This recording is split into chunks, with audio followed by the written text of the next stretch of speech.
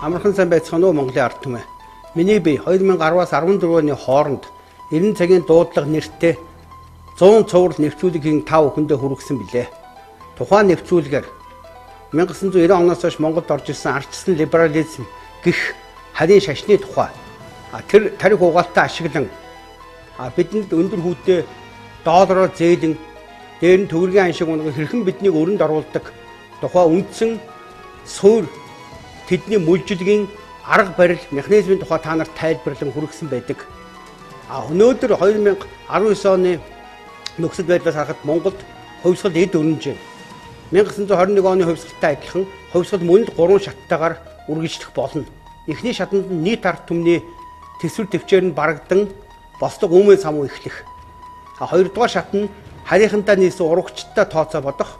Гуравдугаар шат нь дотоодын хулгайч нартайгаа тооцоо бодож цэвэрлэх. Ингээд ард түмэн засгийн эрхээ авдаг. Тэгэхээр өнөөдөр яг энэ дараалалаар Монголд хувьсгал өрнөх ба хоёрдугаар шат аль хэдийн эхэлсэн явна. Ийм учраас бид мөн хоорондоо ярилцаад 5 жилийн дараа дахин Монголын ард түмэндээ өнөөдөр үүссэн нөхцөл байдал ирээдүйд яах тухай өөрсдийн бодол сэтгэлээ хуваалцсан онш тавийн хэмээн Эрин цагийн оношлохуй гэсэн нэвтрүүлгийг эхэлж байна.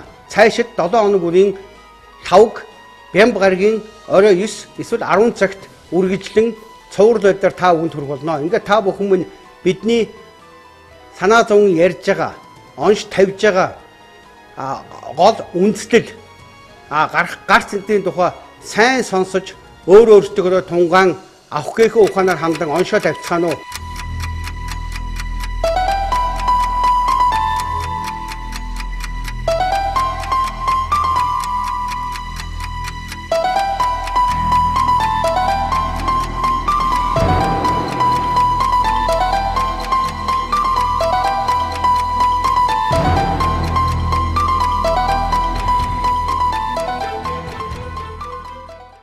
За сайн байна уу үзэгчдээ. Бид Эрин цагийн оношлохуй нэвтрүүлгийнхээ 4 дахь дугаарыг 5 дахь дугаарыг 5 гэдээ хүргэж байна. Өмнөх одоо 4 дугаарууд явж явц дундуур олон нийтээс ирж байгаа санал онолууд за бидэнд бас ирүүлж байгаа за та бүхэн ийм хэрэгтэй зүйлийг мэдээлж байгаа чинь талархаж байна гэсэн ийм хандлагууд бол нэлээд ирж байна. Тэрнээс гадна мэдээж бас ер нь энэ олон нийтийн төөрөгдлөөс гаргаж байгаа энэ бидний хүсэл зоригийг бас ойлгож ухамсарсан хүмүүс бол яаж сайн болох вэ, нэвтрүүлгийн үр дүнтэй байх вэ гэдэг талаас нь санаа тавиад тодорхой саналууд ирүүлээд байгаа. Тэгээ бид нар ярилцж байгаад энийг бас хүлээж авах хэрэгтэй юм байна. Нэг эхэлж байгаа үедээ олонний санаачлал ингээд сайхан гарч яхаа те ажил дэмнээд өгье гэж яхад энийг авах хэрэгтэй гэдээ ярилцаад нэг 2-3 зүйлийг тогтсон. Тэгээд өнөөдрийн нэвтрүүлгээс эхлээд тэрийг бид нар хэрэгжүүлэе гэж бодож байгаа. Эхнийх нь бол ер нь бол нэг нэвтрүүлгийг эхлэх одоо төгсгөх хөтлөгч бол биш л дээ тэр нь. Ийм бас нэг зохистой явуулах үүргийг юуг бол хуваарлаа хийчихье. Тэгээд өнөөдөр намайг тохиож өглөө.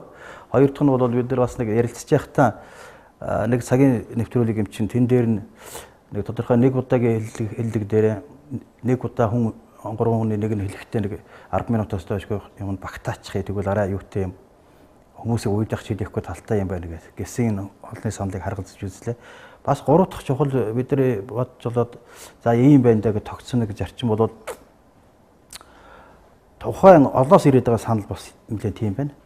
Тухайн нэвтрүүлэг дээр бол тодорхой нэг сэдвүүд дээр тогтож яриад тэгээ болж игэл тэр дээр ер нь бол гарц гаргалгаа шийдлийнхээ тухайд дээр гүйцэж хэлж өгöd боломжтой байвал ингээд явъя. Ер нь зүгээр энийг Баярхүү бол аятайхан хэлээд байгаа юм. Нэг сэдвийг сайн мүлжиж байгаа тэгээд хүмүүстэй нэг харуулъя гэсэн түрүү ярьж байгаа тийм. Энэ байдлаар ярилцъя гэдэг. Өнөөдрийн бид нар та бүхэнд хандаж саналаас хэлцэх нэвтрүүлгийн маань 5 дахь нэвтрүүлгийн маань сэдв буюу чиглэл бол хамжлагч яс. За холбогдоод ер нь бол бид нар өнөө цагийн болохоон байцлалыг бүгдээрээ яриад байгаа учраас яг ямар юун дээрээс буруутчих вэ?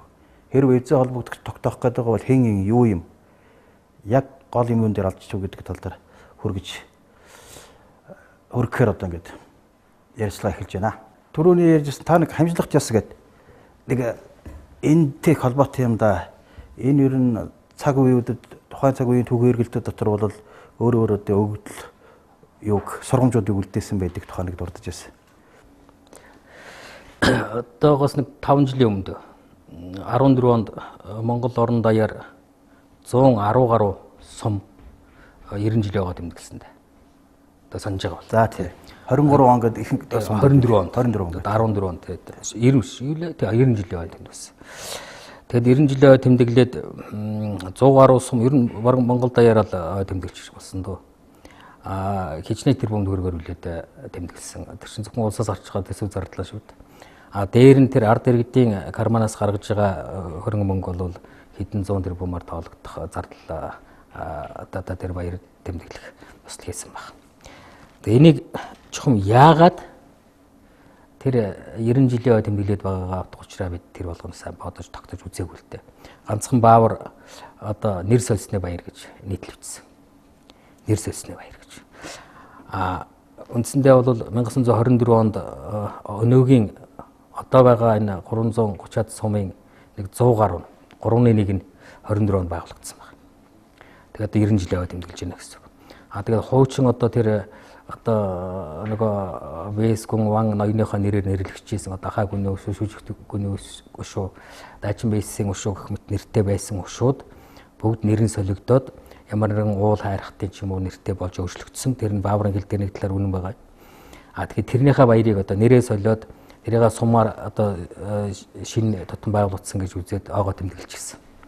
Гэтэл энэний цаана асар том түүхэн дэвшлийн түүхэн өөрчлөлтийн одоо үйл явц болсон гэдгийг нь анзаараа үлдээ. Тэр энэ яагаад энийг эргээд ярих шаардлагатай вэ гэхээр өнөөдөр тэр үйл явц эргээд даалт хэлбэрээр зүсээ уургаад тавтагдах магадлал байж болох юмаа гэсэн тийм шижиг таамаг байгаа. За тэр хамжлага засыг үүсдэг шүү дээ тийм. Тэгэхээр за тэр юу өөрчлөгдөхгүй нэр солиогүй тэр юу өөрчлөгдсөн бэ гэхээр тэр 24 онд хамжлага засыг алсан байхгүй юу?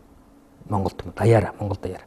Хамжлага засыг халчаад тэрнийхэн одоо юу болгож хамжлага засыг халсны одоо бэлэгдэл болгож олон одоо сум нэгдлийг шинээр байгуулж байсан. За энийг бүр ихнээс нь ярих юм бол өөр нь хамжлага засаг гэж юу юм бэ гэдэг. Тэгэхээр хамжлага ард судлаач бол тэгж л үздэг юм билээ л дээ. Хамжлага гэдэг бол за хуучин бол тэр Монголын одоо их гүрний үед ч тэрний дараачийн үед багаадын үед ч хамжлага гэж үнэхээр байсангүй л дээ. Зөвхөн эзэндээ үнэт зүтгэдэг одоо тийм хүмүүс байсан байна. Хамжлага гэдэг нь манжин үеэс эхэлж нэлээд тийм нийгмийн үзэгдэл болж гарч ирсэн байна гэсэн тийм судлаачтай судалгаа бол байгаад байгаа шүү. За энэ хамжлага гэж юу юм бэ гэхээр хамжлага гэдэг бол нэг төрлийн боолчлого байхгүй юу? Гэхдээ Монголын нөхцөлд бол тэр дундад зууны үеийн хамжлага бол харьцангуй одоо тэр барууны нэг боолын нийгэмтэй харьцангуй гайгүй байсан. Гэхдээ нэгдүгээр хамгийн наадсах нь тэр хүний эрхийн тухай асуудал байхгүй. Одоо бид нар ардын дунд маш их тодорхой байна шүү дээ. Маш олон дуунууд одоо нөгөө Сэндэрма гэдэг дуун дээр нөгөө хормоо мөнгөөр юугаа олдсон амын дөхөөгд болдог шүү дээ. Тэгээд тэр чинь нөгөө өр хүүхдээ хүртэл ерөөсөө тэр эзэн ноёдынхон эрх тааллаар одоо хоримнаар хийх одоо гэрүүл болгох нь эзэн ноёдын эрх мэдэл байсан байна. За хамжлагын эзэн өөрийнхөө хүүгийн оронд хамжлагын хүүхдийг цэрэгтэй уулчдаг байсан байна. Цэрэг дайнтай үед.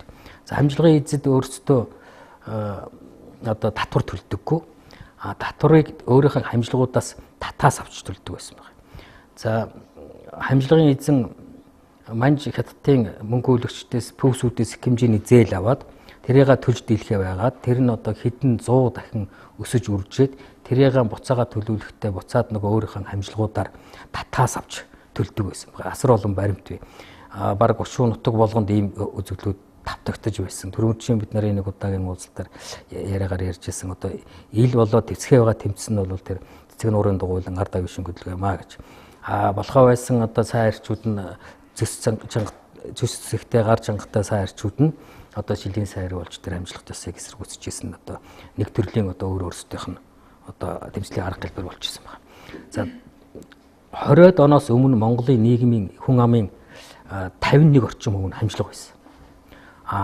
Хамжлага гэдэг маань одоо тухайн эзэн ноёндоо аль башнаал гэсэн. Хамжлага ийш тийш оргоод явах болцоог гэсэн. Өөр ушуу нутагт очих болцоог гэсэн. Ягаад гэвэл тэр хамжлага бол тэр бусад одоо тэр Америк юм уу одоо Европ орнд Африк орнд байсан шиг одоо махан дээр нь төмөр улайтгаа тамга дардаггүй байсан ч гэсэн. Тэр чинь боолын тамга гэж дарддаг байлаа шүү дээ. Хамжлага нэгэнт одоо алтан дансаар орчсон бол тэр хүний өмч болчдөг. Өөр хөшөө нутагт дураараа очиод эрх таваараа амьдрах эрх байхгүй байсан. Тэгээ тийм хуучин өвгөөчтэй амжилга хүн одоо тэр нэг айлын цагаа долооно гэж ярьдаг шүү дээ. Цагаа долооно гэдэг бол үндсэндээ бол амьдрах аргагүй болчоод айлын одоо хонь малыг хариулаад тогооных нь одоо угаацсаар хоолоод зоогоод одоо эгэдсээ бордоод явжсэн үеийг цагаа долооно гэж хэлж байгаа. Амь зуух хэмжээний юм ярьж байгаа шүү дээ. За тэгээд тэр цагаа долоож исэн хүмүүс чинь одоо нөгөө айлын малыг гаргаж байгаа нэг ар хүн ирээд айлын малыг гаргахад гэдсийг нарилгаж байгаа тошны толгойг өөхтэй шиг аваарай гэж гуйжсэн гэж байгаа. Энд чинь ягаад гэвэл тэр амжилга хүнд эмхтэй зөвхөн очны толгой логддог байна шүү дээ. Очны толгойг өөхтэйг навч тэр нэг жаах юм одоо бороод өөрт нь ногдож байгаа юм жаах юм тийм ахиухан авахыг хүсэж байна гэсэн. Тэгээд тэр бусд нь ямар байсан бэхээр тодорхой хэсэг нь амжилгын эзэд байсан байгаа. Тэр одоо ван вэскүн тайшнаар үлдсэн хэсэг нь суман ардууд байсан. Суман ардууд болохоор тухайн хушуунда харьяалалтай боловч одоо эзэн нөгөө арай жахан эрх хэмжээ арай жахан дээр арай жахан чөлөөтэй л гэсэн үг л дээ. Иргэний эрэхтэй гэсэн үг. Тэгээд суман ард бол өртөө улаа татвар өгдөг.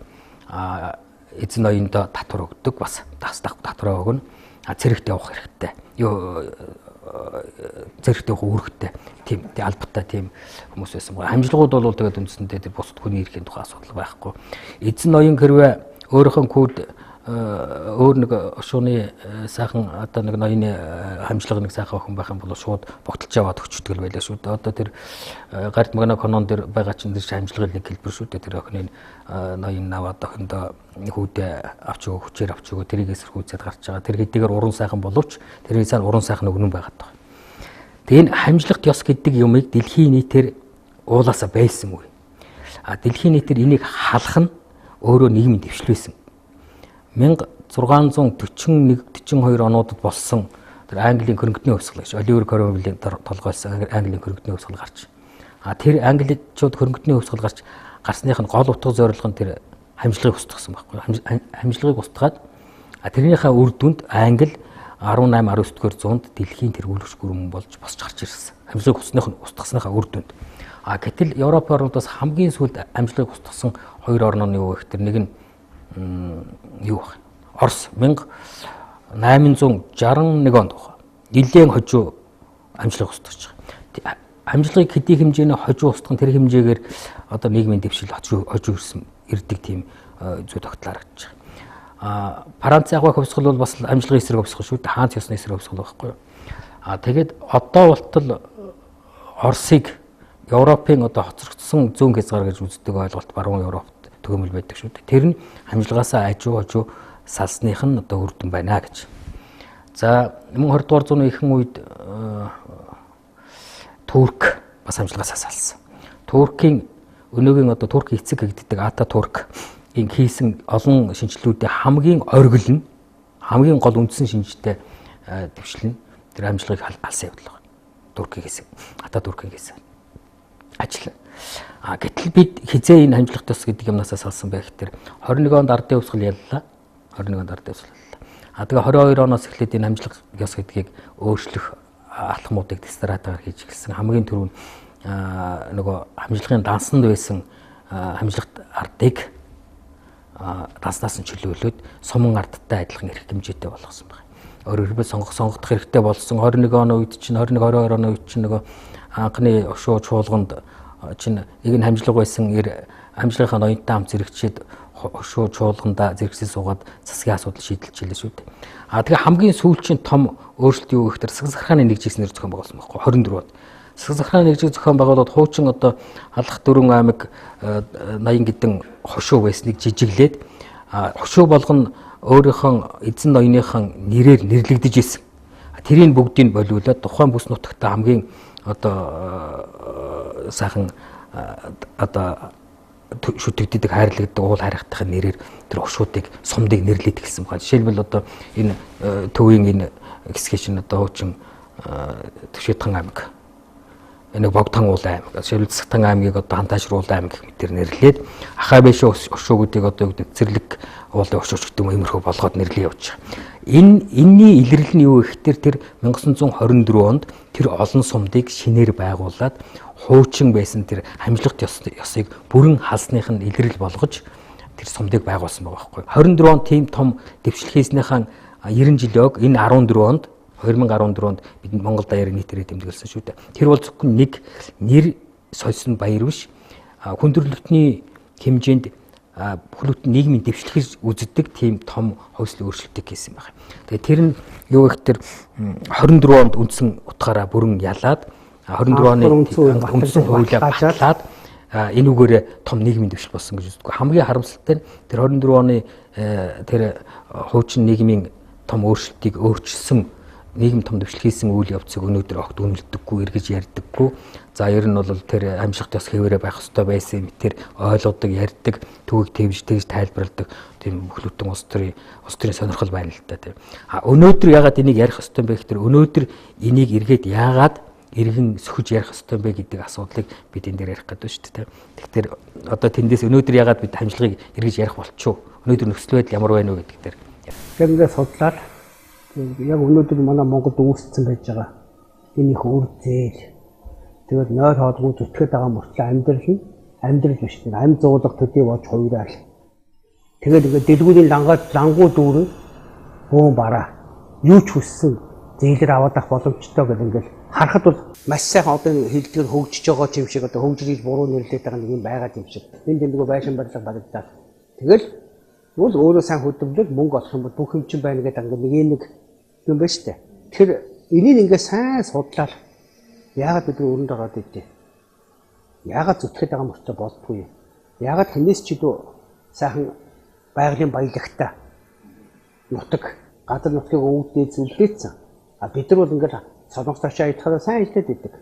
Ингээд нэг л ингээд хэдийгээр монгол хүнийг залах уу, таныг мэнийг арчаагүй ч гэдэг юм уу янз янзаар гуйвж мушгиж тэгдэгч байсан ч гэсэн тийм биш гэдэг нь бол ингээд монголчууд батлагдаад байгаа шүү дээ. Ингээд үзээд хахад явж үз нэг юм биднийг ингээд нөхцөлдүүдээ оруулсан тогтцоод орж ирж байгаа. Өөрөөр хэлбэл гаднаас биднийг нөхцөлдүүдээ өгсөн тогтолцоо. За тэгээд тэр тогтолцоо нь ямар учиртай ингээд энэ дээр үзэж байгаа олон маань ингээд энэ дээр маргалтахаар хоёр юм дээр хүмүүс их төөрөлддөг юм байлээ. Маргалтахтаа. Одоо би бол жишээ нь түлхүү ингээд нөгөө гадны колоничлогчд, харийн мөнгө хүлэгчд, долларын эзэд тэрийг хэрэгжүүлдэг тэр олон улсын валютын сан ингээд тэр талаас нь тайлбарладаг дэлхийн банк одоо янз янз юмнууд. Тэгээд тэр маань ингээд гаднаас ингээд нөхцөл үүсгэж өгчөөд тэрэн дотор нь өнөөгийн монголчуудад ямар боломж олдож байгаа вэ? Тэр боломжоо ашиглаж чадж гэнэ үгүй юу гэдэг тэмцэл явж гэнэ гэдэг утгаар нь тайлбарлахаар хүмүүс юу гэж ойлгодог юм. Одоо ингээд энэ хүмүүстэй маш их дайралтахаар чи зөв яриад байдаг гэхдээ тэгээд нөгөө хүмүүс нь юугаа ялгадаггүй юм тэр одоо гаднаас бидэрт ингээд нэг юм байшин шиг гэр шиг ч юм бариад өгсөн гэсэн үг багхгүй энгийнэ тайлбарлал. Одоо тэр гэр дотор л бид нар амьдрахаар болчиход байгаа. Тэгвэл бид нар өөрсдөө гэрээ бариад өөрсдөө тэрэн дотор төлөөд амьдрах тийм боломж өнөөдөр бидэрт өгдөг байхгүй да. Тэгэхээр тэрийг тайлбарлаж өгсөний төлөө үгүй ээ.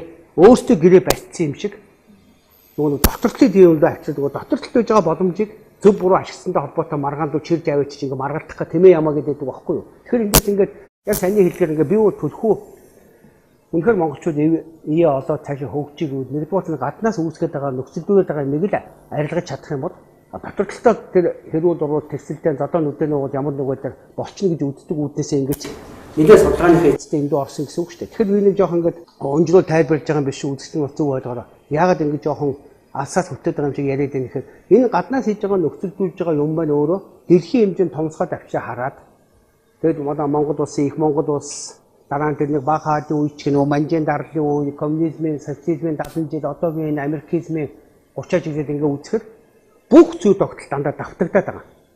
Яг агуулга мөн чанарын хувьд бүгд давтагдчихж байгаа. Тэр дэлхийд даяарсан боолчдын нийгмүүд ялангуяа энэ марксист онолт байдаг формацийн онол шүү дээ. Нийгмийг ангилдаг, хөгжлийн шатуудаар нь ангилдаг. Хүн нэгдлийн, боолын, феодлын, капиталист хамгийн сүүлд нь коммунист нийгэмд орохын тэгээ нэг 5 шатлалтай ангилдаг байсан юм. Тэгээд ингээд тэр ангиллууд байна уу? Эсвэл нөгөө талд нь одоо өнөөдөр манад орж ирж байгаа энэ артист либерал он нэртэй энэ шашин байна хамаагүй бүх юмыг үүсгэхээр дандаа нөгөө маш энгийн жамын үнэн буюу хүн байгаль хоёрын харьцааг ямар нэг байдлаар нэг зохицуулж байгаа нэг мөнгөч гэнэ үү, санхүү гэд нэрлэгдэнэ үү, эсвэл татвар гэд нэрлэнэ үү, тэрийг нэг зохицуулдаг төр гэд нэг бүтэц байна да. Тэгэхээр тэрний зүгээр нөгөө хэлбэр нь өөрчлөгдсөн юмнууд яваад байгаа байхгүй юу? Хэлбэр нь. Тэгэхээр тэрийг одоо бид нар чинь нөгөө хүн газар хоёр харьцахдаа газрын нэг хүн авчаад тэрэн дээр нөгөө хүмүүсээ хамжлага байдлаар ажилуулах, эсвэл боолчилж ажилуулах.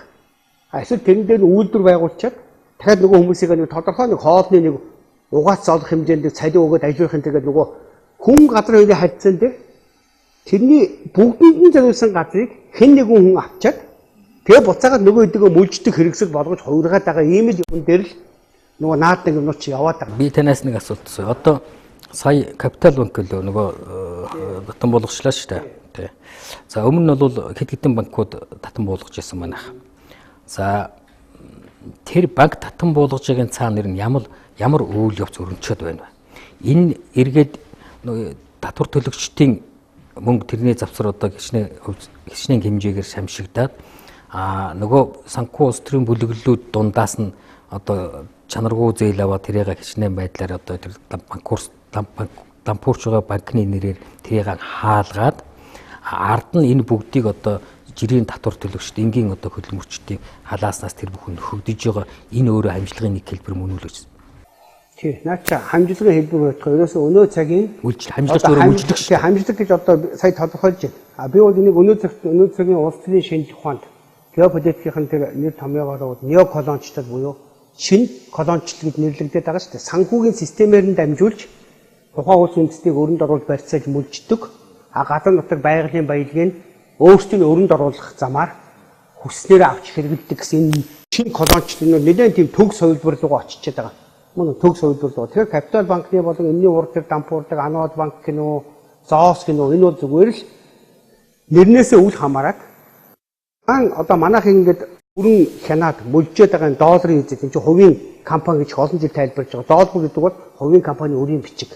Тэгэхээр хүн төрөлхтөнд хүчээр тэрийг тулгаад хэрэглэхгүй араас нь НАТО гэнэ үү, номхон далайн цэргийн бүлэглэг нөгөө нэртэй тийм цэрэг дэвшгийн хүчээр араас нь харгас цагдаа шиг орж ирээд өгөнд орохгүй байх юм бол буудаж алж хятад төрийн эргэлт хийгээд ингээд тэр долларыг хүчээр зөвшөөрлөд явдаг ийм дэлхийд даяар өөрөө одоо яриад байгаа хамтлагын ёс гэдэг шиг тийм шинэ колончлын юмд орцсон гэж байгаа. Тэгэхээр энэ шинэ колончлын юмд дотроо өөрт нь маш их ашигтай газар нутгийгаа яста улс төрчдтэйгээ хувилж байгаад авчирч тушааж зээл авч чадах чадвартай тийм банк санхүү олигарх бүлэглүүд нь тест үлдээд дараагийн зээл аваад тэдний тухайн нутаг дахь агент буюу одоо хамжлаг болж хувирч яваад идэг. Тэгж чадаагүй хүмүүснүүд ингээл золион таягдаал. Тэгээд тэрэнд нь болохоор бүр давхар нэрээр сууж төлөгч ард түмэнд хохроо яваад идэг. Ийм л ерөнхий нөгөө санхүүгийн тогтолцоо загвартай байхгүй. Тэгэхээр яг энийг бол яг үзэгч одоо маань ингээд сошиалаар харж байгаа саяны капитал банкны дампуурдаг бол өнөө өмнөх анод банк гэдгээ бодох юм бол монголчууд маш их сэрцсэн, юмыг ойлгодог болчихсон, шалтгааныг хардаг болсон, хин эндээс хожиж байгаа юм чиг бол маш сайн ярьж байгаа юм байна. Харахад тийм учраас энэ бол бас тодорхой хэмжээнд монголчууд маань сэрээд юмыг хардаг болсон гэсэн үг. Яг түрүүний тэр хамжлах ёстой гэдэг бид нэлээд асууж явжсэн юм одоо нэг хураангуудаа гэж тайлбарлаа өчөөд. Тэгэхээр ингээд нөгөө нэгэн юм давтагдаад байдаг учраас хамжлах ёсны үеийн мөлжлөгийн хэлбэр өнөөдрийн америкизм, либерал арчилсан үлгэр ярьсан америкизм гэдэг энэ юмны мөлжлөгийн хэлбэр хоёр хэлбэрийн хувьд өөр боловч агуулга мөн чанарын хувьд яг адилхан. Ерөөсөө хүн төрөлхтний хамгийн том баримтан бол үеийн үед мөнгө хүлэгчтэл байдаг юм байлаа. Мөнгө хүлэгчд. Тэгэхээр мөнгө хүлэгчд маань өөрөө дараа нь тэр газрыг одоо манайх ипотек гэж нэрлэдэг байгаа. Эртний грект үүссэн гэдэг 2000 гаруй жилийн өмнө мөнгө хүлэгчд сүмдэр цугласан хүн амьтанд өргөл байрсан мэтгэр хөрөнгө өгнө штэ. Тэгээс хамгийн анхны мөнгө хүлэгчдэг бол дандаа сүмүүд ихэлсэн байдаг. Ялангуяа тамхилуудад нэрлэгдээд байгаа. Тэгэхээр сүмдэр цугласан мөнгийг газрыг барьцаалж зээл өгснэг ипотек гэж ихэлсэн байгаа. Тэр нь өнөө цагт бүр боловсонгүй болоод газар барьцаалсан ипотек гэж анхны сонгодог одоо эртний грекээс үүссэн ойлголт байсан бол тэр газар дээр нь үл хөдлөлтөй байшин барилга бариад тэрийг барьцаалдаг нь моргэж гэж нэрлэдэг гэсэн үг багхгүй юу. Тэгэхээр нөгөө нэг хэлээд байгаа нь хамтлаг гэж нэрлэгдэх, боолцоо гэж нэрлэгдэх, ипотек гэж газар барьцаалсан зээл байх, дээр нь баригдсан барилгын барьцаалсан моргэж нэрлэгдэхээс үл хамааран явж ерөөсөө хүн байгаль хоёр буюу газар хүн хоёр дээр хүрээд ирж байгаа багхгүй та. Тэгээд янз замд нь дунд нь янз янзаар нэрлээд байдаг. Тэгэхээр энэ дунд хамгийн хортой хүн төрөлхийг мөнхийг хорлж явдаг хүмүүс бол ерөөсөө мөнх хүүдэгчнэр юм билээ. Өөрөөр хэлбэл мөнх гэд хүний итгэлийг аваад дунд нь харьцааг зохицуулдаг тийм нэг хэрэгсэн шүү дээ. Уг нь бол мөнх чинь баялаг биш байхгүй юу? Тэгвэл энэ мөнх гэдэг ямиг л ямар нэг өдөр хүнд үнэмшүүлээд тэрийг нэг алтаар баталгаажуулах юм уу? Эсвэл хүмүүст гоё шашны номлолоор итгүүлдэг юм уу? Тэгээ тэрийг зөвшөөрүүлчихэд тэрүүгээрээ нөгөө газрын жизэмдээд нөгөө хүнийч барьцаалаад идэг л энэ бол мөнхийн хүн төрөлхтний бүр хүн үүсэн цагаас хойш үүдэг гурван үндсэн том альва нэг улсын сүрэл байна уу? Үндэсний сүрэл гэдэг гурван шалтгааны нэг бол ерөөсөө энэ хүний сэтгэл дээр тоглож хийсвэрээр тухайн үнийг мүжиж ашиг олдог мөнгө гэдэг нь хэрэгсэл байгаад байгаа. Хэрэгсэл. Тэгэхээр энэ дээр одоо цааны хэлдэг тэр манжих бол ялангуяа өнөөдөр яг тэр манжийн үеийн дарлалын хэлбэр нь өөр боловч энэ шинэ колоничлын нөхцөл байдал Америкийн долларын эзэсийн шинэ колоничлын нөхцөл байдал Монголд яг тэр манжийн үеийн дарлал тэр чигээр явагдаж байгаа. Төрийн бүтцийнхээ хувьд ард түмнийхэн тэр ойлгож мүлжүүлж дарлуулж байгаа байдал ингээ газар нутгаа алдж байгаа тэгээд үүсэх юм бол бүр далайц нь манжихаас 7 доо. Нэг жишээ эртний Наминчимэд ярьж ирсэн 1640 оны гэдэг манжийн жишээ хэлж явах шиг байсан. Яг одоо өнөөдөр ингээд сая одоо Чингис бонд гэл ингээд засгийн газар автогийн засгийн газар 1.5 миллиард доллар зээлж байна. Дараа нь тэрийн сая тэр хувьдаа бонд ч ямар ч бонд гэдэг энэ чойжсэн хүрэл баатны тэр солиод сангийн сайдууд нэрийн солиод зээлээ сунгаад буюу зээл сунгад чинь төлсөн гэсэн үг шүү дээ. Сонгуулийн чинь төлсөнтэй адилхан хуулийн ойлголт байхгүй. Ингээ явж штэ. Тэгэхэд 1824 оны Манжи хааны зарлиг үдэ. Төлөөлүүд нь төлүүлэх зарлиг гэж. 1824 онд Манжи хаанаас Ар Монголын нутаг дэвсгэрт ирж хүчинтэй болгосон хууль гэсэн үг штэ. Төлөөлүүд нь төлүүлэх зарлиг. Тэр нь юу гэсэн юм гэхээр одоо тэр хилээд байгаа нөгөө нэг хушуу ноёд засаг ноён энэ төр хүслээрээ зээл авна. Алтын засгийн газар шиг ингээд зээл авч байгаа шиг авчна. Төлөх үүрэг нь болохоор Монголын ард түмэнд татврын мөнгөөр зэрэг Чингис бондын мөнгийг хэдийгээр аваад яаж зархаа алтын үеийг болон засгийн газар шийдсэн ч гэсэн ямар тохиолдолд төлөх үүргийг бол төсөв буюу Монголын татвар төлөгч Монголын ард түмэнд төлж штэ. Яг тэр шиг тэр Манжи хааны тэр зарилгын дагаа ноёдууд нь хүсснээрээ Манчидтын мөнгө хүлэгчнээс мөнгөө зээлдэг. Төлөх үүрэг нь болохоор хөөхөн нөгөө мө ард түмэн чинь төлдөг болсон байхгүй. Тэгэхээр би эндээс өвдөж цолондоо хэлэх гээд байгаа юм нь ерөөсөө энэ мөлжилгийн хэлбэр мөнгөн дээр суурьсан мөнгө хүлэлтийн энэ тогтолцоо янз янзын нэр нь өөрчлөгдөөд хүн танигдахгүй тул янз янзын хэлбэрээ өөрчилдөг боловч мөн чанартай бол хүн төлөвтөн үүсээд овгийн бүтцтэй аймгийн бүтц байгуулалтаа улсын бүтцтэй ороод ингээд эвлэлдэд нийлж байсан тэр бүх цагт мөнхийн байсан юм байлээ. Тэгэхээр энэ мөнгө хүлэгчтэй холбоотой нэмийн сайн ойлгох юм бол яагаад бид нар газар нутгаа барьцаанд явж алдаад байгаа яагаад өөрсдөө ингээд мөнх хөр мал малалж байна. Малаа өсгөл одоо энэ жил 100-аад бог 10 хэдэн бод авсан гэж ш, төл авсан гэж ш. Чи том өсөлт штэ. Тэгсэн мөртөө тэгвэл яагаад энэ бүх Монголын мал өсөд байгаа мөртөө 70-80 сая хүрээд байгаа мөртлөө нөгөө талдаа байж байгаа хаан банкны зээлний өрнөөс гарч чадахгүй байгаа. Тэр ингээ үзэхээр нөгөө нэг бидний бодит юмнаас үл хамаарсан санхүүгийн зарим ихийг л бодож олцсонд ингээд мүлжээд байгаа юмнууд яваад байгаа байхгүй да. Тэгэхээр эн чинь явсаар байгаа сүүлдээ бид нөгөө анханаас яриад байгаа монголчууд юмыг ерөөсөө бодож цааш шалтгааны нь олоод оншийг нь олоод тэгжээж гарц гаргалгаагаа онш тавьжээж хийгээгүй тохиолдолд бол ингээд үргэлжлүүлээ мүлжүүлээд явуулаад байх гэдэг зүйл очсон шүү дээ. Тэгэхээр өнөөдөр яг зүгээр бас түрүүний ярьжсэн нэг хүн жоох удаа ярихаа боли сэдвээр ярих гэсэн гэж цөмөр өнөөдөр энэ яг энэ мөнгө хүлэлттэй холбоотойгоор газар нутаг минь яаж барьцаалагдаад байгаа, ахуй амьдрал минь яаж барьцаалагдаад байгаа мөн үү? Тэгээ энэ мэн тэр одоо таны тэр хамтлагт ёс буюу шинэ боолчл энэ тэр ямар хэлбэртэй яаж байгаад бид нар тэр бодит байдал тусаад байгаа гэдэг чинь одоо мөнх хөр маань яг малаа маллаад хотлоо орж ир тэмцээ өргөөл ингээд бодит амьдарч байгаа явж байгаа юм шүү дээ. Тэгэхээр чинь одоо малчид маань малын одоо хаан банкны дээдэнд яаж хамрагдсан байна, ямар хуу энэ ер нь төлж барьж байгаа нэг бодит мал малж байгаа хүний хувьд яг ямар бүх малчдын хүмүүс бол яг тэдэрт ямар дарамт байна уу эсвэл их гой боломж байна уу зээл авснараа яаж ирэх тэрэн дээр зүгээр өөрийнхөө бодлого бас ярил тийм. Энэ одоо ингээд ярилцж яхад чи өнөөч яг сонсоол уншаад дээр байж яхад чи бод төржсэн бол улам баталгаатай болоод байгаа. Энэ эзэн эрхийн тухай юм энэ дээр дахиад яг юм болгон дээр гарна тийм ээ. Тэгэхээр мөнгийг хэн хэвлэж байгаа юм. Тэгээд тэр хэвлэж байгаа нөхөрт мэдээж хуваарлах үүрэг. Тэгээд мөнгийг юугаар орлох юм гэдэг юм ингээ очиж явах шиг байна. Тэгээд бид нар их Монгол улс гэж байхад л одоо миний мэддэг хэмжээгээр одоо сонсоо ойлгосноор бол тэр эрх биднэрт байсан тийм үү. Дэлхийд их гүрэн болоод өөрсдийнхөө мөнгө хөвдөд тэгээд бидний мөнгө явж яа. Тийм учраас бид нар санхүүгийн юм зах зээл юм бүх зүйлийг дэлхийг зохицуулах юм бидэрт байж ич. Тэгэхээр одоо бид нар шийдэлтэй бол лав энийгээ тусах хэрэгтэй юм шиг байна тийм. Бид нар өөрсдөө мөнгө хөвлөх хэрэгтэй болох хэрэгтэй. Тэгээ хинээр хөвлөх гэдгийг тогтоож өгөх хэрэгтэй биш үү. Нэг юм гарч ирээд нэг гарц гаргалгаа ярихыг оролдох хэрэгтэй шүү дээ бид нар ч тийм. Бүр болж өгөл хэлэх хэрэгтэй. Амьдрал дээр бол мэдээж ойлгомжтой. Одоо бид нар чинь ингээл үзэгдэл дотор хөтлөгдөөл төөрөлдөөл байгаа юм чи ялгаа байхгүй маань мэд ч гэсэн татагдаж оролцвол яаж ч болохгүй хаан банкны зээлдэн дээр л жилийн тойрог дотор л нэг юм гол тооцоо болгож явж шүү дээ. Өөрөөсөө хооронд.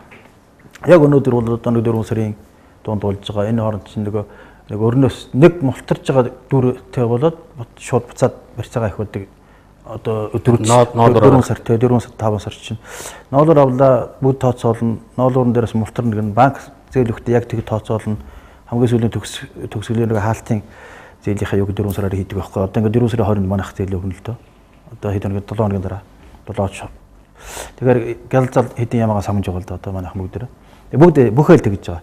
За манай сумд бол миний мэдхээр ер нь зээлгүй хаан банкны зээлийн барьцаанд малан тавиг айл гэж ганцч байхгүй байгаа. Тэр бол бодлого. Улсын хэмжээнд юм. Улсын хэмжээнд сонсож яхад 2 жилийн өмнө санагдаж яхаа нэг 80-аас доошгүй банкны барьцаанд байдаг гэж малын нийт малын тэр бол би зүгээр яг аль биесийн тооцоолохоор тэгсэн байх. Яг цаанаа бол нэг магадгүй нэг ийм усуд идэх юм а тэр 20% орчим хөв бол 20 хүрэхгүй хөв бол юу л дээ. Нэг нэлээд хэдэн мянган толгой малтай болчихсон энэ жоохон мөнгөтэй усуд хөдөө авчиад малан тавьчихсан нэг малчин дээр байж байгаа тийм үү. Тэгээ тэр тоологж байгаа усуд малан тавиагүй гэж болохын нэг хэсэг нь. А нэг хэсэг нь бол нөгөө малчин өөр дөрөөр толгоолоо тавьчихсан байгаа л да. Тэгэхээр яг энэ тийм хоёртой тоо. Ер нь бол 80-аас доошгүй бараг 100% байх гэж бодож байна. Цаагаараа барьцаанд. Яг тэгэхээр манай сум дээр бол байдал тийм л байна яг. Тэгээд барьцаанд тавигдчихсан. Тэгээд одоо бүгд тэгж байгаа. Тэгээд одоо нэг дөнгөж мултарна гэдэг нь яг хөөр зүгээр төр зур мултарж нэг удаа төлж байгаа юм шиг санагдаж шүү дээ. Гэтэ бол тийм биш.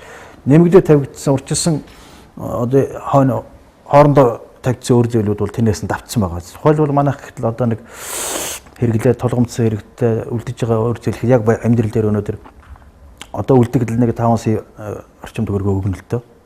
Одоо гэтэл бол даваад явчихсан нь бол дахиад 5-ыг давтсан нэг 10 орчим сая өртөө явж байгаа. Мулталж яваад дахиад 10 хүргэж авна гэсэн үг байхгүй. Дахиад нэмээд авчих. Тий, өөр арга байхгүй. Харин дээлээс дээлийн орно. Ингээл явна. Одоо аргагүй амьдрахын эрхэнд зээл аваад байна шүү дээ чинь. Тэ? Ягаад гэвэл малч чинь одоо байнгын бэлэн орлого алга шүү дээ. Махан нүүн доошоо унцдаг зундуудаа сүүзгаад ялангуяа хөдөө сурангаас алс газар бол сүүзгаад энэ үн авцсангуу одоо байгаад байдаг, зах зээл хөрвж чадахгүй байгаад байдаг. За арьс ширний үн бас баг одоо байхгүй шахуу болчлоо. Одоо ганц гайгүй ашиглаж байгаа ноос баг шиг байна. Ноолор баг шиг байна. За ноос энтернгээр шахарах юм. За зах хязгаарын сумдууд бол бас ламаргүй баг шиг байна. Яагаад энэ тэг мөнгөний хэрэгцээ байгаад байдаг. Хүн амьдарч байгаа юм өдөр тутам хэрэгцээ гарна. Тэрнийхээ тусын тулд банкнаас хэн нэгэн хүн одоо мөнгө зээлэх бэлэн мөнгө өгчих болцоог учраас банк мөнгө зээлээд байна шүү дээ. Харин энэ нь өөрөө одоо тэр малчтад одоо их дэмтэй тустай сайн үйл биш үү? Энэ яагаад энэ одоо тийм сөрөг талтай байна вэ? Малчин энэ яагаад одоо зээлээс зээлийн хооронд байгаа нь одоо тийм эдийн засгийн хувьд улс орны нийт агуулгаар эдийн засаг тохиролтой байдаг. Яагаад тийм муу гэж юу? Өөхөнд муу байд юм бэ? Юу, яг таны асуудаг шиг бодож байгаа малчид дийлэх гэн. Ярилцах юм бол хаамаг хүн аварч байна гэж бодож байгаа. Ер нь бол яг нэг юм энэ байхгүй бид нар яах юм гэж бодож байгаа шүү дээ. Одоо бол ер нь.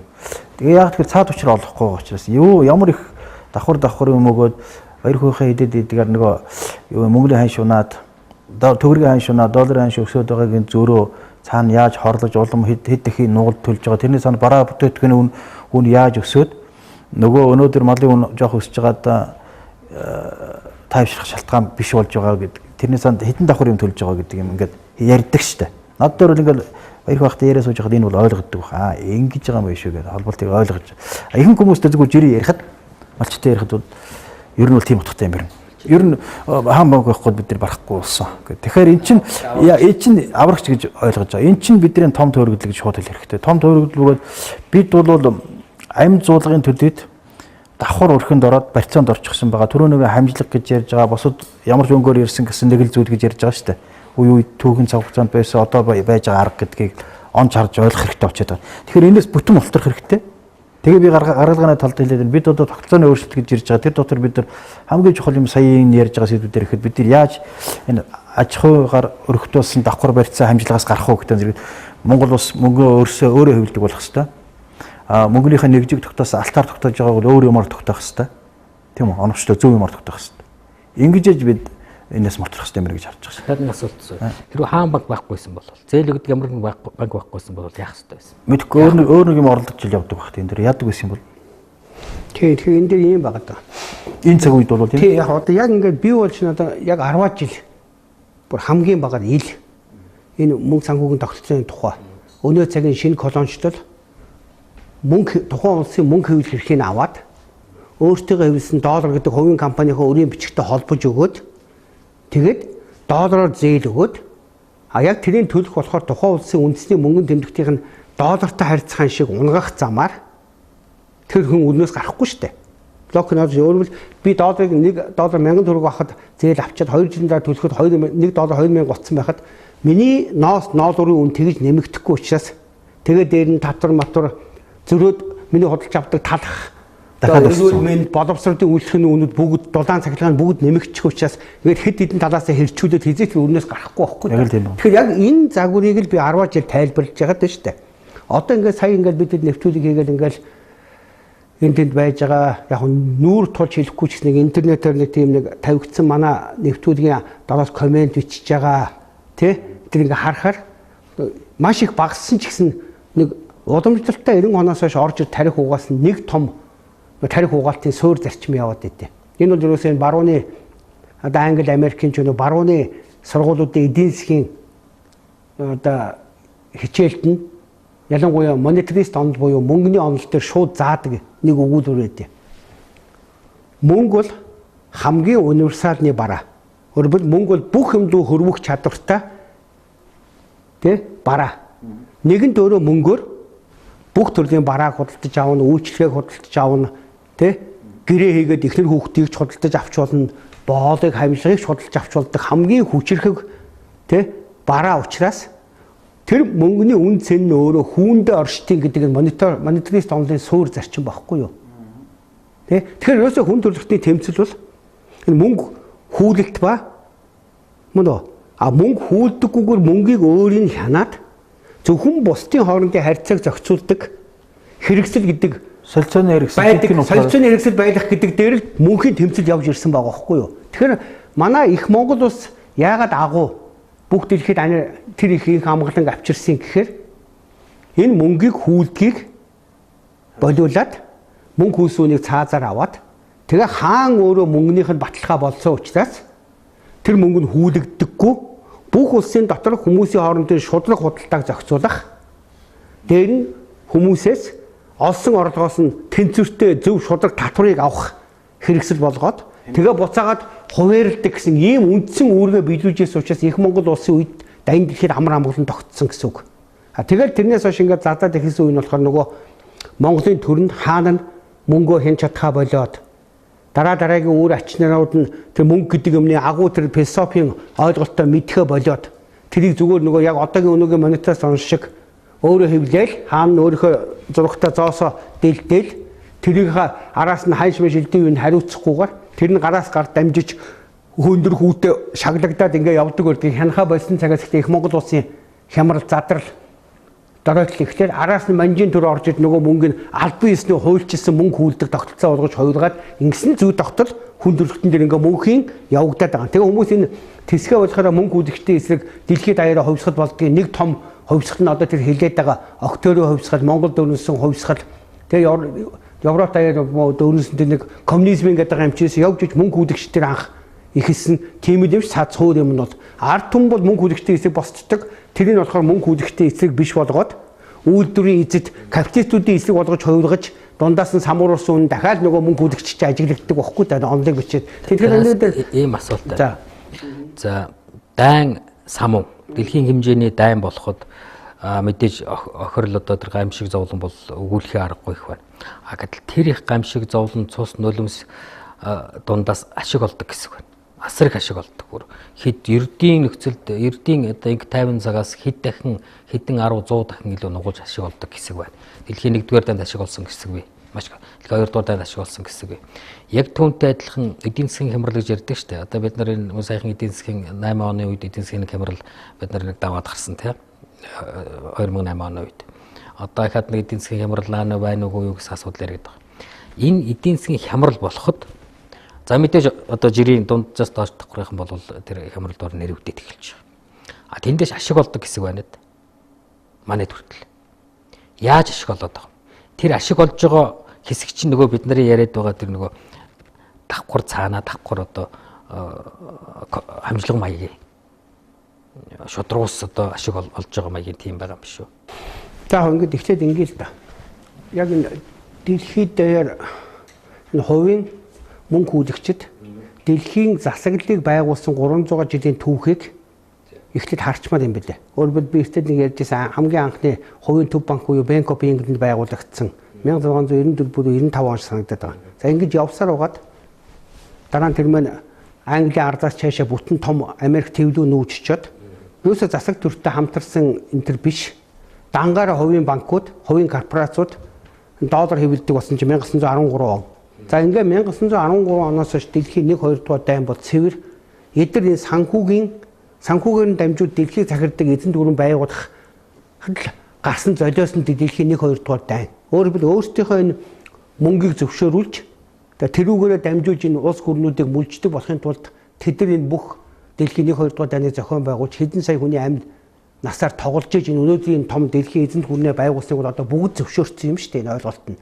За тэгээд ингээд 2 удаа дайнаар ингээд ерөнхийдөө ялангуяа дэлхийн 2 дугаар дайн дуусахад 1944 оны тэр Брентүүдийн хэлэлцээр гэдгээр доллар дэлхийн албан ёсны дэлхийн бүх худалдааг зохицуулдаг валют болгож зөвшөөрүүлээд тэрнийхээ дагуу ингэж бүсчилж геополитикийн өнөөдрийн 200-аад улсыг байгуулад ингээд дэлхийн засаглал байгуулагдсан гэсэн үг шүү дээ. Тэгээд тэрнээс хойш бол одоо ийм нэг ийм дайн байлтар нь биш. Яг тэр бүгдийн тэртээдгүү доллараараа бүрээд ингээд эзэн дүүрнийхээ мэдэлд авцсан учраас дараагийн эдрийн тэр юм нь бол тэр саний яриад байгаа тэр санхүүгийн хямрал гэдэг нэртэй юмар зохион байгуулж хүмүүсийг яг тэр нөгөө эн чин бодит нөгөө дэлхийн одоо GDP гэж нэрлэхгүй одоо GDP гэдэг байгаа чинь бодит өсөлт шүү дээ хүний. Өөрөөр тариа будаа нь хэдийн хэмжээгээр нэмэгдсэн, малын тоон хэдээр нэмэгдсэн, үйлдвэрлэж байгаа бүтээгдэхүүн хэдээр нэмэгдсэн, тэгтэн хүн ам зүйн бас хэдээр өссөн. Тэгэл ерөнхийдөө дэлхийд үйлдвэрлэгдсэн нийт бодит одоо бараа тий үйлчлэгээний тоог хүнийхээ тоонд хуваагаад нэг хүнд нэг тиймэрхүү тоон хэмжээгээр илэрхийлсэн GDP байна гэж яриад идэг шүү дээ. Тэр шиг бодит GDP бол одоо 7 тэрбум хүн дээрээ нэг хүнд одоо шинэ $10,000 ботчих юм бол нэг $70 тэрлион гэсэн үг шүү дээ. Яг 15 гэж бодвол нэг 100 тэрлион. Одоо нэг одоогийн аргачлаар нэг дэлхийн GDP 100 тэрлион юм шиг байна. GDP гэдэг чинь үнцний бүтээгдэхүүн. Яг одоо дотоодын нэг бүтээгдэхүүн бол нэг хүнд оног тоорлог гэдэг янз янзаар ингээд тайлбарлаад байгаа юм уу шүү дээ. Энэ статистик нь аргачлал нь өөрөө бас маш сэжигтэй. Яг тэр нь хамаагүй. Ерөнхий зүгээр зөвшөөрөгдсөн ойлголтоор ярих юм бол одоо дэлхийн 7 тэрбум хүнд дундчаар нэг хүний одоо бүтээж байгаа хэрглэж байгаа юм гэдэг нь $15,000 гэж бодох юм бол 100 тэрлион гэж үзэж болох байхгүй дэлхийг өөрийн. Дэлхийд хэрглэж байгаа нь өөрөө баг 10 дахин их тийм тоо мөнгө эргэлж байгаа гэсэн үг. Тэгэхээр тийм энийг яг тайлбарлаад байна. Тэгэхээр нөгөө бодит манай мөнх хоёрын мал одоо ингээд энэ жил 100 бог авлаа штэ. Тэгэхээр зүүн нь бол яг тэрнтэйгээ таарсан мөнгө гэдэг чинь нөгөө тэр харьцааг зохицуулж явах хэрэгтэй учраас уг нь тэрнтэйгээ таарсан байх хэрэгтэй шүү дээ тий. Тэгэхээр тэрнээс нь хамаагүй их нөгөө чинь хөвлөөл хүмүүс хүүтэй зээд өгөөд хүүний хүү бодогдоод ахаар нөгөө бодит юмнаа бодит GDP-гээсээ нийт нийлүүлсэн мөнгөний тоо чинь ихсээд эхэлчихэр энийг буцаж аваачаад тэгээд нөгөө мөнх хоёрыгаа барьцаанаас алдахгүй. Улс гүрнүүдийг барьцаас алдахгүй хүнээс санхүүгийн ямарлыг өөрсдөө зохиомдоор хийнэ гэсэн үг багхгүй юу? Тэгэхээр би мөнгө хэвлэдэг хүний хувьд бол маш энгийн байдیں۔ Үйл хөдлөх хөрөнгө гэдэг нэртэй нэг байшин барилга марилгууд руу нэг тодорхой хугацаагаар баахан мөнгө хэвлээд нийлүүлнэ. Уул уурхай гэдэг нь байгалийн баялаг руу баахан мөнгө хэвлээд нийлүүлнэ. Дараа нь эдрийг хоорондоо мэдээлэл солилцуулдаг одоо нэг мэдээллийн одоо Google, Facebook ч гэдэг юм уу тийм компаниуд руу бас баахан мөнгө хэлүүлж байгаа л бүгдийг нэг дор унах юм бол хүмүүст баригдчих واخгүй да. Хайн шин унгаж байгаа барьж байгаа мүлжиж байгаа. Тийм учраас системтэйгээр эхлээд нэг салбарын хямрал гэдэг нь юу юм юусэн. Нэг салбарыг хямруулаад нөгөө хоёрын жоох үлдээж байгаа л дараа нь нөгөөх нь унгаад нөгөөтгөл нь арай жоохон дахиж мөнгөний нийлүүлэлтийг сэргээдэг ч юм уу. Ингэж нөгөө гурван том үндсэн салбар гэж бодох юм бол хооронд нь жоохон ингээд зохицуулж маневр задгаа нийтдээ хүндрэлтэй мэдэхгүй. Аль нэг хямралт өртөөгүй салбарынх нь өөрсдөө азтай үлдчихлээ. Бид нар өөрсдөө зах зээлийн ондор сайхан явж гин гэж бодоод нөгөө хоёр нь болохоор зах зээлийн эрэлт нийлүүлэлтийн нөгөө үд үзэгдэх гарт нь хуучтай ч гэдэм ингээд төөрөлдүүлдэг зал яваад байгаа байхгүй да. Тэгэхээр ерөөсөө эндээс бас нэг юм хэрэгтэй. Дөнгөж өчтүүд уржигдэр ингээд бас нэг таньдаг гайгүй одоо бас юм ойлгодог хүнтэйгээ ярьж яхад л яг нэвтрүүлгээр ярмаа санагдсан. Хэрвээ одоо шинэ сайхан бэлэг Дубайн гэдэг зураагүй бол Монгол улс депорт болох гэдээсэн штэ гэж ярьж байгаа. Энэ бол одоо цэвэр сонгодог нөгөө либерал орлын залин тархиа угаалгасан үний яриа. Депорт гэж юу юм? За депорт бол дампуурл. Тэгэхээр манай улс дампуурах гэдээсэн штэ гэж байгаа байхгүй юу? Тэнгуут ингээнээр бодъё. Улс дампуурч байгаа биш байхгүй та. Тэгвэл тухайн улсад байж байгаа санхүүгийн системийн одоо дампуурл гэсэн үг шүү дээ. Тэмцэж 3 сая монгол амьдралдгаар амьдраад мал нь өсдгөөрөө өсөж тариа будаага тариад бид нар ямар 2 ходооттой хоол идээд байгаа биш. Тэ 10 биетэй хувцас нэмж өмсөд байгаа биш. Бидний хэрэглээ мөглөө тгээгүй шүү дээ. Тэгэхээр энэ бол цэвэр. Тэгэхээр ерөөсөө энэ мөнгө хүлэгтээ бодож олсон зайл юу юм гэхээр ингээд баахан одоо малын барьцаалаад Монголын бүх малын барьцаа зээл өгчөж явж байгаад тодорхой хэмжээнд нөгөө тоонууд нь таархаа болоод эхэлнэ шүү дээ. Мөн үү? Тэнгуү тэрийг дампуурл та нар дампуурч шүү гэж айлгаад тэгээд ирээд зөрүүлээд депот зарлахаар яад ингээд нөгөө тэрүүгээр айлгачиж байгаа. Чинь одоо яг Дубайн гэрээ зурхын өмнө явагдсан гол юм нь Монгол улс дампуурах гэдэг депот зарлах гэдэг ингээд нөгөө долларын эзэдийн өөрсдийнх нь тухайн улсыг үнэлдэг үнэлгээний компаниуд хурж ирээл Стандарт Пүүрс, Moody's, Fitch гэсэн 3 том үнэлгээний компани хурж ирээл талдаасаа үндэд Монгол улсын рейтинг бүтгээ болчтой төсвийн алдаг талтаа зээлийн рейтинг нь ундаа гэл ингээд та энүүгээр нөгөө либерал хөлсний алуурчтан зүгээр ингээд тэр чигээрээ шуугаал бичээл одоо ойлгон гэрээг л Дубайн гэрээг л зурхгүй болохоо боллоо энэ төр гэл ингээд нөгөө сайхан тарих угаалт хийж байгаа тэр гэрээг зурчиж штэ. Тэгэхдээ тэр гол айлгсан хадны манган депорт. Депорт болчих юм бол Монгол улс цаашдаа төлбөрийн чадваргүй болно. Тэр нь яадаг гэсэн үгийн гутал. Нөгөө санхүүгийн үйлчлүүлүүд бүгдийн нөгөө валютын санчаагаар хаачхыгаар депорт хийдэг. Тэгэхээр их энгийн бод түрүү мөнхөө их зөв хэллээ штэ. Мөнгө хэн хэвлээд байгаа. Хэвсэн мөнгөнийхээ хан шиг хэн хариуцаад байгаа. Дараа нь хэн тэрийг энэ ард түмэндээ хүргэж өгөөд байгаа гэдэг имийг ойлгоогүй цагт ерөөсөө цаашаа болохгүй мэн гэдэг шүү дээ. Гэтэл бид нар гаднаас авчирсан санхүүгийн дэглэм дотор хэдийгээр өөрсдөө төгрөгөө хөвж байгаа гэж эндүүрч байгаа боловч тэдний авчираа суулгацсан програмын дагуу төгрөг гэдэг нэртэй нэг юм тоог аваад тэр нь анханасаа жилийн 15-аас 30% өндөр хүүтэй биднэрт зарагдах буюу тийм хэмжээний девальвац буюу мөнгөний ханшны уналтайгаар бид нар хүлээж авч байгаа гэсэн үг байхгүй анханасаа. Тэгэхээр тодорхой угаасаа төгрөгийг бид нар 100 төгрөг авахтаа бодит байдалтай бид нар 70-ыг авч байгаа байхгүй юу? 30% хүүтэй гэдэг чинь. Мөн үү? Тэгэхээр бодит байдалтай 70 төгрөг авсан хүн чинь 100 болгоод төлөхийн тулд л нөгөө бараа бүтээгдэхүүн үнэ нэмэхээс эхлээл ингээд явахаар нөгөө төгрөгийн чинь цаашчин чинь бараанчлал 30-тай хүрч өсөж чадахгүй учраас тэр зөрүүн дээр нь ингээд шатаад байгаа гэсэн үг байхгүй юу? Санхүүгийн загвар маань өөрөө. Мөн үү? Тэгэхээр саяны асуулт чинь буюу ерөөсөө санхүүгийн хямралыг хэн мөнгө хэвлэж байгаа? Мөн үү? Хэн тэрийгэ түгээж байгаа?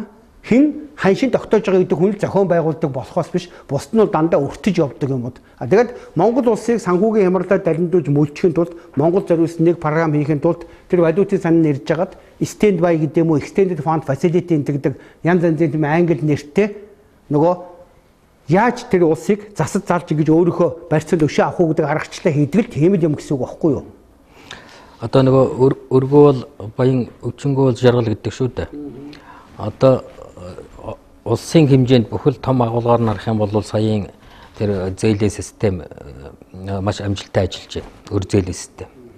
Тэр нь игэл жирийн малчин хүм дээр игэл жирийн одоо бүтээгч одоо юу гэдэг нэг ажилчин хүн дээр очих дээр тэр малын юу болж өгөөд буугаад байна да. Одоо хаан банкнд тавьж байгаа Монголын одоо хэдэн 10 сая мал болж өгөөд байна да. Тэгээ нөгөө чинь зээлээс зээлийн хооронд амьдрах гэдэг шүү дээ. Зээлээс зээлийн хооронд амьдарч байгаа хүн гэдэг бол үндсэндээ байнгын өр дотор одоо тэр монголчуудын ярьдаг тэр нөгөө өргөөл баян гэдэг ухтун бол байхгүй болчих гэдэг шүү дээ. Тэгэхээр тэрийг энэ зүй ёсны юм, байх ёстой юм. Энэ санхүүгийн систем ингэж явд юм а гэсэн нэг юм ойлголт байгаад байдаг. Тэндээсээ гарах энэ байдлыг өөрчлөх хаалга гэсэн хүсэл эрмэлзэл байхгүй байгаа нь ирж хайхгүй байгаа нь хамгийн эмгэл байгаа байхгүй хамгийн гол. Байхгүй болтол тийм байх, ийм л байхаас биш аргагүй юм байна да гэж бодтол бол олныг тэгж бодтол нөгөө сая яриад байгаа тарих угаалтууд, цаадлын арга зайлууд явагдаж байна. Тэгэхээр тэрийг таслана гэхээр чи тэр цаана байгаа хэрэгжилж байгаа арга зал одоо юу дөхөж явах шиг байна тий нэвтрүүлгийн цаг. Тэгэхээр бид хэд маань юу яриа гэхээр чи хамжлагтай байдлын тухай ямар нэгэн эзэн эрх байхгүй алдагдаад тэгээд тэр ерөөс ямарсны эрхээ байхгүй болоод алдагдаад хувийн өвдөж улс орны өвдөж тэрийг алдраа тийм ээ байхгүй болоод тэгээд тэн дээр гол юу нь бол өнөөдөр бид хэдийн маань ярьж байгаа зүйл юун дээр очих гол арга хэрэгсэл хүн төрөлхтөнд мөнгийг хэрэглээд эргэлтэнд оруулсан харилцааны хэрэгсэл болгосон хойш энэ бүр хамгийн гол арга хэрэгсэл бүр давхар өргөддөг давхар цаанаас нь одоо дур зоргоор тэр улс орныг тэр дотор ард иргэдийн бүгдийг нь бол юу яадаг барьцаанд оруулдаг нөгөө хамжлагтай байдалд оруулдаг өөрөө ирэхгүй болгодог ийм нөхцөл байдлууд үүсч явсан гэдэг тухай их тогтж ирлээ шүү дээ. Тэгэхээр шийдэл дээр очихлаар чи бид хэд байгаа анханаас ингээ ярьсаар байгаа тэгвэл Монгол улс маань яах ёстой гэхээр шинэ тогтолцоонд орж ивэж энийг өөрчилнө гэж бид бодож байгаа шүү дээ. Тэр дотор энэ харилцааг яаж зохицуулах вэ гэхээр ч одоо хойсон энэ арга хэрэгсэл болсон мөнгөн дээр бол өөрсдөө мөнгө хэвлэдэг болох ёстой. Тийм ээ? Заашгүй тийм болох ёстой. Мөнгөнийхөө үндэжүүд ханш тийм үү? Тэр зэрэгсүүд өнөөдөр алтай чи юу гэдгийг мөнгөийг долларыг хэмжиж байгаа юу гэж үздэг үстэй. За долларыг баталгаажуулж байгаа зүр. Тэр баталгаажуулж байгаа зүр бас бидний юм байх ёстой. Бас тийм ээ? Дэлхийн нийтэд тохируулсан хэмжээтэй юм байх ёстой. Гэхдээ энэ тухайч гэсэн тодорхой гаргалгаа бидэрт байгаа тийм. Ингээд мөнгөө өөрсдөө хэвлэдэг. А мөнгөнийхөө ханшиг юугаа тэр баталгаажих юм аа өөрсдөө тогтоодог. Төгрөгөө шүү дээ, Монгол төгрөгөө. Тэгээд энэ долларын зээл мөхөнд ордоггүй байх энэ арга замыг бид нар тогтоож авах хэрэгтэй улс дотор. Ийм л юм дээр очиод байх шиг байна л да. Одоо хамжлага буюу одоо тэр колончлол байна шүү дээ. Шинэ маягийн колончлол гэж. Одоо за тэр 100 жилийн өмнө бол за 1000 жилийн өмнө бол хүзүүндээ төмөр гинжтэй гартаа гавтай байж. А 100 жилийн өмнө бол эзний ташууртай байж. Гав гинж болчихсон ч гэсэн ташууртай. Эрхчлөө эрхийн тухайн асуудал байхгүй байж. За өнөөдөр бол тэр гинж 1000 жилийн өмнө өссөн гинж төмөр гинж хөлд байгаа төмөр гав 100 жилийн өмнө өссөн тэр суран ташуур өнөөдөр бол ер нь өөр зээл болчиход байгаа байхгүй өөрийн дөнгөл болчиход байгаа. Тэгэхээр энэ зүгээр хамгийн тодорхой илрэл юу харагддаг гэхээр тэр дөнгөнд байгаа хүн итгэв санаачлах болдог. Ард түмэн яаж өгтөр тэр оюун санаа уруудаараа болж орж ирдэг. За зүгээр зарим нь бол санал нийлэхгүй байж магадгүй. Хүн өртөө байх тусмаа тэрнээсээ гарах гэж ирэмсдэг, тэмүүлдэг тийм юм байна гэж. Үнэхээр тийм бол байгаа. Өртөө хүн байх хэрээрээ хүн тэрнээс гарах гэдэг одоо юу гэдэг одоо нэлээд дайчин байх, өөрийгөө шавхах, дайчлах, ирж яах тэмүүлэх юм байна. А гэтэл нийтлэг төвшөндөө эн чинь яаж нөхтөр тийм байнгын дарамт өгөхгүй жилээс жилд одоо тэр хавар ноолуур гартал нь яаж аргалаад байна шүү дээ. Тийм учраас тэгээд ноолуураас ноолуурын хооронд жилээс жилд нэг мултардаг яг нэг ийм тэр айхтар нөгөө хүлээс гав гинж байгаа гэдгийг мэдрүүлэхгүй байдаг нэг тийм юм байнга яваад байгаа учраас тэр чинь огт тэндээ өөрөө тэрийг мэдрэхгүй байгаа тал байгаа байхгүй. Тэгээд энэ нь юу гэхээр тэр эрх оюун санааны эрх тодорхой хэмжээр хязгаарлагдчихж байгаа. Энэ эрх чөлөөт байдал эрх гэж юм байхгүй болоод ирэх тэр хүний ард түмний хамгийн нийтлэг шинж үйлрэл өгөхтэй ирж яддаг. Сэтгэн боддог. А ингээд дараагийн одоо сараас бууж ирдэг одоо юу гэдэм тэр мөнгө зээлээ хүлээгээд ингээд байгаад байдаг. А Монгол хүнийг тэгээд энэ нөхдөр залах уу, санаачлахгүй болгодог ийм айхтар одоо тэр нэг хамжлаг буюу колоничлын чинь хамгийн хорт урхагч нь шүү дээ. Санаачлахгүй болгодог. Итгэхгүй болгодог. А тэрнийх нь үр дүн одоо бид нэг монголчууд залах байна. Барилгадаа барих гэсэн одоо өдрийн 30,000 40,000 төгрөгийн салин голоод ажиллахгүй байна. Сард одоо тэр чинь 900,000 төгрөг авах нь шүү дээ. Ингээд 900,000-аар нэг хүн 3-4 бүлтэй ар гэрээ ямар төвшөнд ижих вэ? Одоо багш нар нэг дунджаар 500-600 орчим мянган төгрөгтэй. Одоо миний мэдих сэтгүүл зүй салбар бол дундаж нь бас тэр орчим төгрөгтэй байна.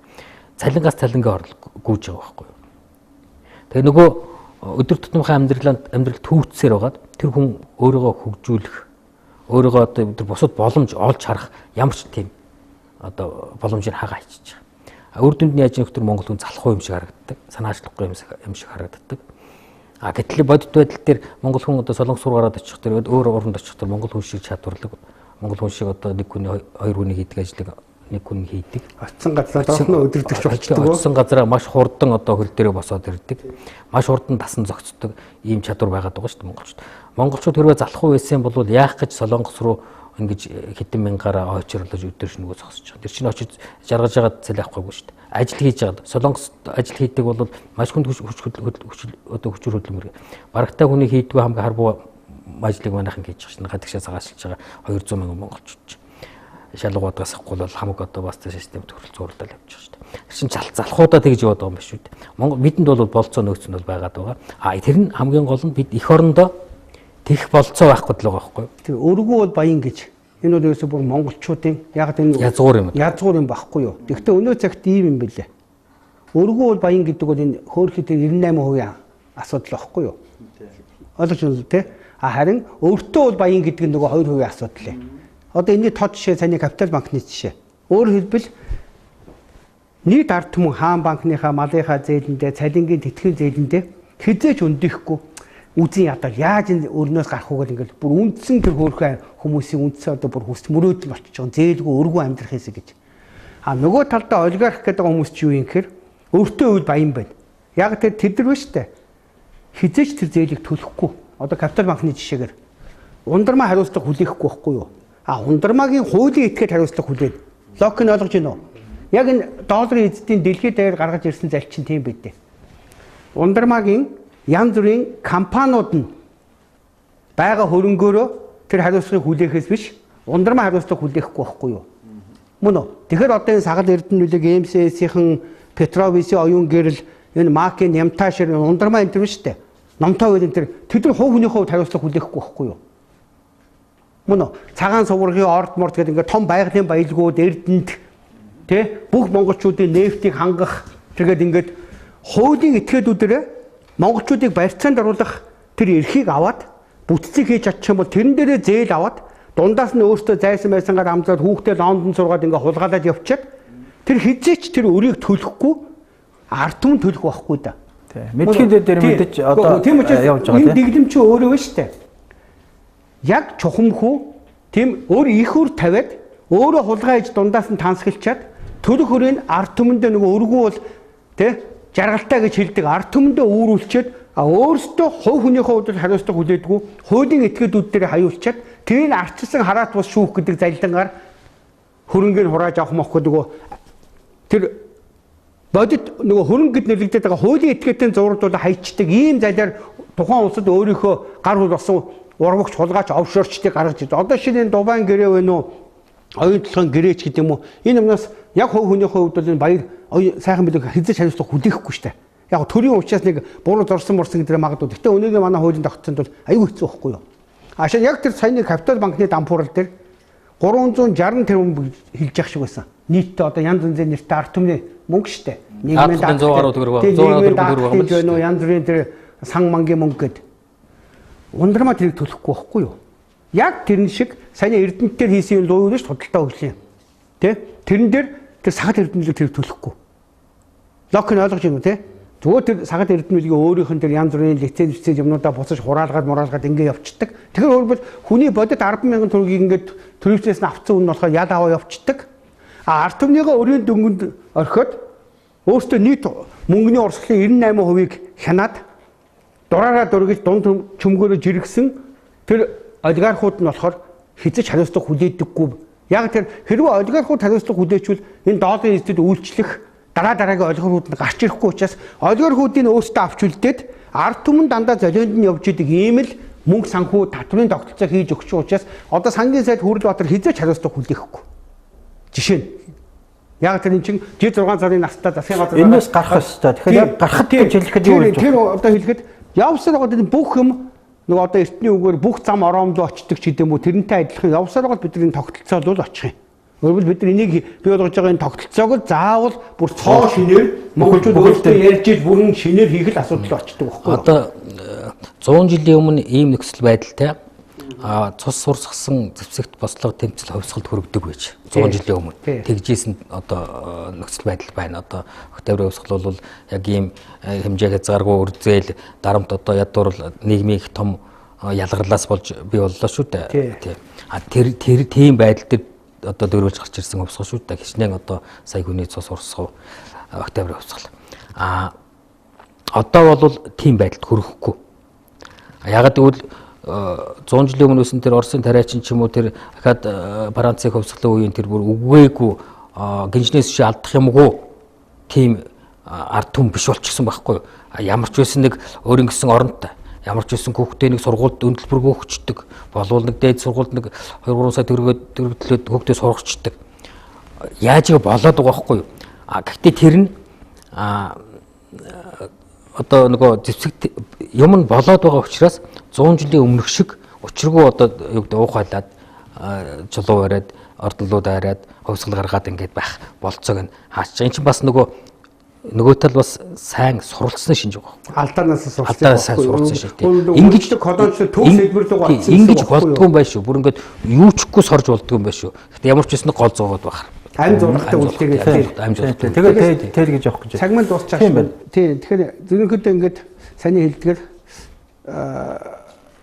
төгслийн бий ч гэдэг. Тэгээд төгсч 5 дахь нэвтрүүлэг маань төгсөж байна. Бид тэгээд үргэлжлүүлээд энэ сэдвээр үргэлжлүүлээ ярина. Тэгээд яг саяны ямаа нэм халуун дээр гэдэг шиг ингээд үргэлжлүүлээ хэлэхээр бид гурав ч гэсэн тийм цус ширүүн тэмцэл бити гараасаа гэсэн үднэслийн нэвтрүүлгийг хийж байгаа шүү дээ. Өөрөөр хэлбэл ард түмэн та нар ойлгооч ямар ийм залтай их төгөлдөрчсөн тогтолцоогоор биднийг залдиж өөрсдөд минь үнэмшүүлэх замаар тэгээ өөртөө бид нар сайн дураараа очиж малтай юутай этэйгээ газар нутагтайгаа ирээдүйтэйгээ өнгөрсөнтэйгээ бүгдийг барьцаан тавьж ингэж зээлэр бодол итгэл үнэмшилтэйгээ ингээд ингэж амьдарч байгаа шүү. Тэгээ энийг л та нарт тайлбарж өгөө бид нар ухаарчих юм бол тайван замаар энэ буруу хүмүүсийг сонгохгүй байд юм уу? Шинэ тогтолцоог яаж хийх үү гэдээ эвлэлд нийлээ хийх учраас энэ нэвтрүүлэг хийж байгаа. Ингээд цаг нь болсон учраас 5 дугаар цуврал маань дуусч जैन. Ингээд дараагийн нэвтрүүлгээр уулзцгаая. Баярлалаа та бүхэнд.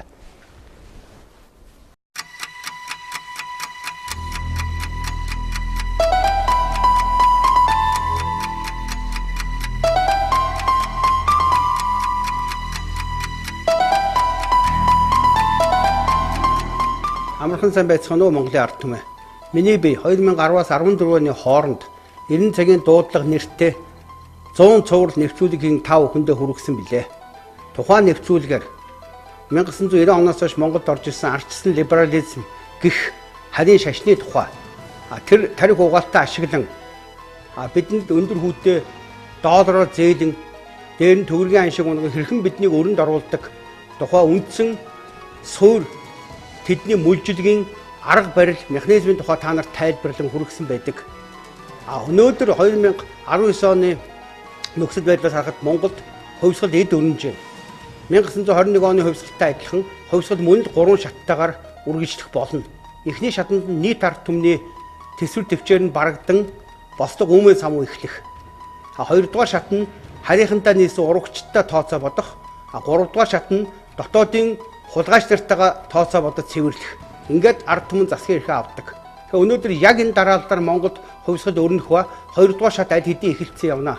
Ийм учраас бид мөн хоорондоо ярилцаад 5 жилийн дараа дахин Монголын ард түмэндээ өнөөдөр үүссэн нөхцөл байдал ирээдүйд яах тухай өөрсдийн бодол сэтгэлээ хуваалцсан онш тавийн хэмээн Эрин цагийг оношлохуй гэсэн нэвтрүүлгийг эхэлж байна. Цаашид 7 хоног бүрийн 5-г Бямб гарагийн орой 9 эсвэл 10 цагт үргэлжлэн цуврал байдлаар та бүхэнд хүрэх болно. Ингээд та бүхэн минь бидний санаа зовн ярьж байгаа, онш тавьж байгаа гол үндслэл гарц эдийн тухай сайн сонсож өөр өөртөөрөө тунгаан авах гээхээ ухаанаар хандан оншоо тавьцгаана уу?